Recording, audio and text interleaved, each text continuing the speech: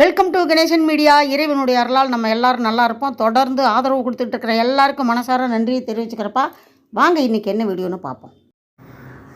எப்போ இதை நான் மொத்தம் 5-6 புடவை இருக்குது. புடவையில் வீடியோ இடுறான், அயன் பண்ணுற புடவையை வீடியோ இடுறானா, அழுத்து போய் புலம்புறத வீடியோ எடுத்துக்கிட்டு இருக்கேன். 2 3 4 அயன் பண்ணணும். எடுத்துமே அயன் பண்ண முதல் இதை பண்ணுவோம். ஃபாலோவி. எனக்கு கொஞ்சம் ஆங்கிலம் தெரியும். போட்டாச்சு சுவிட்சை. புடவை அயன் பண்ணுறது ரொம்ப கஷ்டம்னு நினைப்பாங்க. அது கஷ்டம் இல்லை. வேலை இருக்கிறவங்க கடையில் கொடுத்து அயன் பண்ணிக்கலாம். ஏன்னா தப்பு இல்லை. ஆச்சு இது என்ன அப்படி தூங்குது? ஆமாம்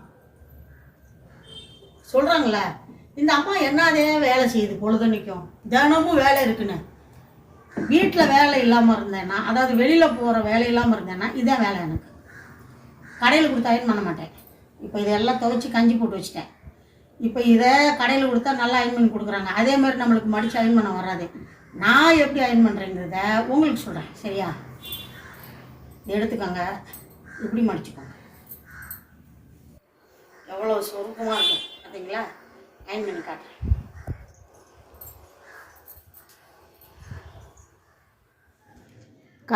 கரையவும் பிடிச்சி ஒன்றா மடித்து இந்த கரை கொஞ்சம் முன்ன பின்னாகாமல் பார்த்துக்கோங்க. ஏன்னா அந்த சென்டரில் வர்ற கோடு ஒரு மாதிரி கோணமானியாக போச்சுன்னா கிராஸாக போயிடும். இந்த புடவையை நான் மெல்ல ஏன் அயன் பண்ணுறேன்னா, இந்த சென்டரில் இருக்கிற ஜருகையை இழுக்குது.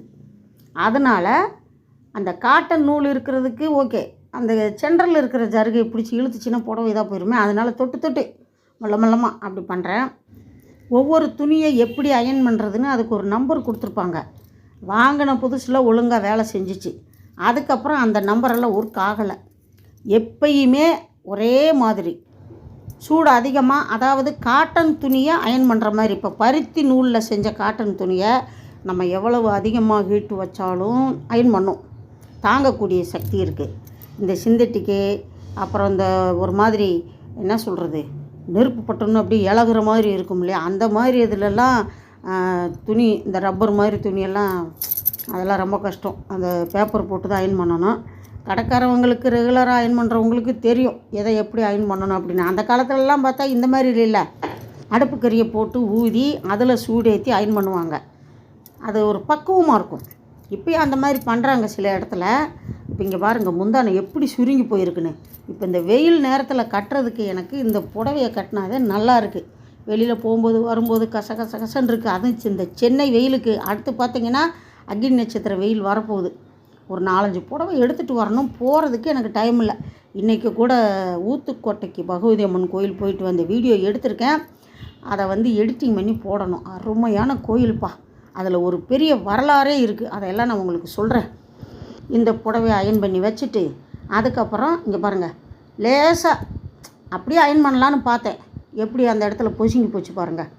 இதுக்கப்புறம் இதை இப்படி அயன் பண்ணக்கூடாது.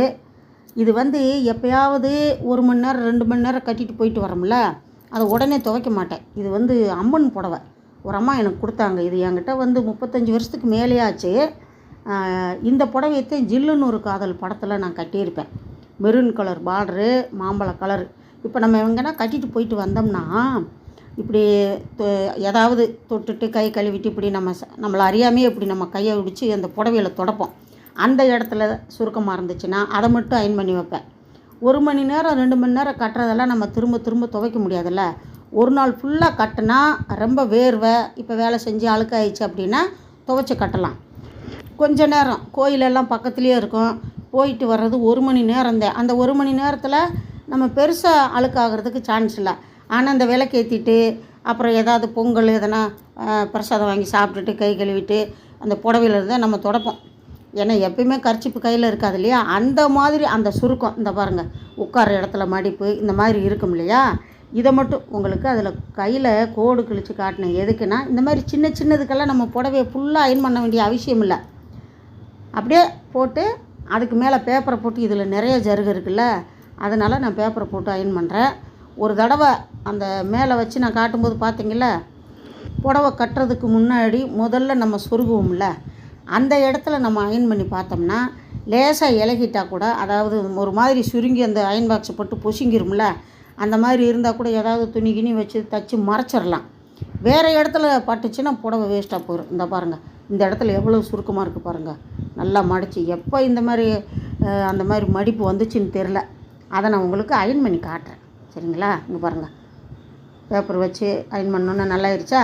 இப்படி சின்ன சின்னது ஒரு புடவைக்கு நம்ம தேவையில்லாமல் ஃபுல்லாக அயன் பண்ணுறதை விட அந்தந்த இடத்துல அயன் பண்ணிவிட்டு மடித்து வச்சிட்டோம்னா அப்படியே இருக்கும். ஒரு 2-3 வாட்டி கட்டிட்டு அதுக்கப்புறம் துவைச்சிக்கலாம். முக்கியமாக நான் என்ன பண்ணுவேன்னா, இந்த மாதிரி புடவையை நான் மிஷினில் போடவே மாட்டேப்பா. முடிஞ்ச வரைக்கும் கையில் தான் துவைப்பேன். இப்போயும் கையில் தான் துவைக்கிறேன். ஒரு 4 புடவை 5 புடவை சேர்ந்த உடனே சர்ப்பு இல்லைன்னா ஷாம்பு போட்டு கொஞ்சம் நேரம் ஊற வச்சுட்டு 2 புடவையை ஒன்றா 2 முந்தானையும் அப்படியே ஒன்றா சேர்த்து அப்படியே கசக்கிடுவேன். கசக்கிட்டு அலசி அப்படியே காய போட்டோம்னா சுருக்கம் கம்மியாக இருக்கும். நான் என்ன பண்ணேன், கையில் துவைச்சிட்டோம், கொஞ்சம் காய போடுவோம்னு மிஷினில் போட்டப்பா. அந்த பிழிஞ்சு எடுக்கும்போது சுருக்கம் அதிகமாகிடுது. அதனால தான் முடிஞ்ச வரைக்கும் கையில் துவைச்சிட்றேன். முடியாதப்போ பார்த்துக்கிடுவோம், இப்போதைக்கு இப்படி பண்ணுவோம். ஏன்னா நம்மளுக்கு பிடிச்ச புடவை அதெல்லாம் ஏதாவது கட்ட முடியாமல் போச்சுன்னா கஷ்டமாக இருக்கும். இப்போ முந்தானை போடுறோம்ல மேலே, அதுக்கு அயன் பண்ணுறேன். நான் ரொம்ப முந்தானை மடிப்பு வைக்க மாட்டேன். முடிஞ்ச வரைக்கும் பின்னு தான் போடுவேன். அது எனக்கு பிடிச்சது.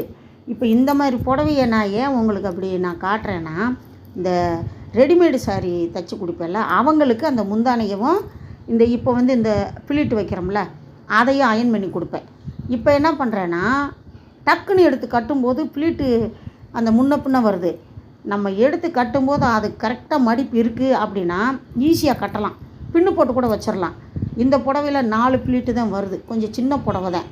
ஆனால் அந்த 4 பிளிட்டை வச்சு நான் என்ன பண்ணுறேன்னா, இந்த மாதிரி அயன் பண்ணி வச்சுட்டு மேலே ஒரு பின்னு போட்டு வைக்கலாம். நான் போட்டு வைக்கல, அப்படியே மடித்து தான் வச்சேன். புதுசாக புடவை கட்டுறாங்கள்ல அவங்களுக்கெல்லாம் இது என்னடா பெரிய தலைவலியாக இருக்குது இந்த புடவையை கட்டுறதுன்னு சலிச்சுக்கிருவாங்க. ஏன்னா புடவை கட்டினா அழகு, ஆனால் இப்போ யாரும் விரும்புகிறதில்ல.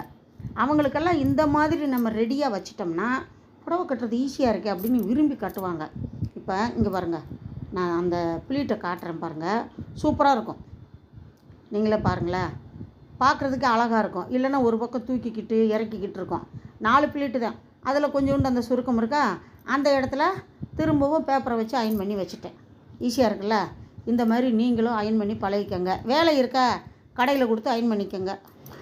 சின்ன சின்ன விஷயத்துக்கு நம்ம ஓய்வாக இருக்கிற நேரத்தில் நம்மளே செஞ்சுக்கிட்டோம்னா பணத்தை மிச்சப்படுத்தலாம். எப்படியும் பணம் நமக்கு தேவை தானேப்பா. வீடியோ பிடிச்சிருக்குன்னு நினைக்கிறேன். முழுசாக வீடியோ பார்த்ததுக்கு ரொம்ப நன்றியை தெரிவிச்சுக்கிறேன். அடுத்த வீடியோவில் சந்திக்கலாம். அது வரை பாய்ப்பா.